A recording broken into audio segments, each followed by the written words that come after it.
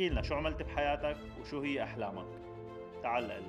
هاد أنا علي، طبيب أسنان ورياضي وصانع محتوى قيم ومفيد بيحكي عن الكتب والبزنس. حلمي يكون رائد أعمال وأعمل بيرسونال براند خاص فيني. خلصت طب 2023 وقررت أفتح أول بزنس لإلي وفشلت فيه. حاولت سافر على ألمانيا وما قدرت.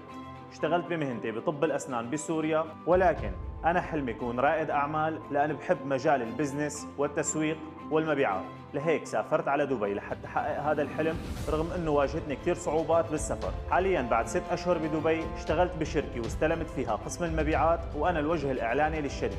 صرت منزل أكثر من 200 فيديو ومحقق أكثر من 15,000 متابع و5 مليون مشاهدي على كافة وسائل التواصل، ومستمر بالرياضة من سوريا إلى دبي. وخلال هال6 أشهر زايد أكثر من 11 كيلو، وقارئ أكثر من 10 كتب. وهلا حاليا عم أسس البيرسونال براند الخاص فيني. رح نزل كل التفاصيل اللي رح أعملها من هون لحتى أنجح وصير رائد أعمال.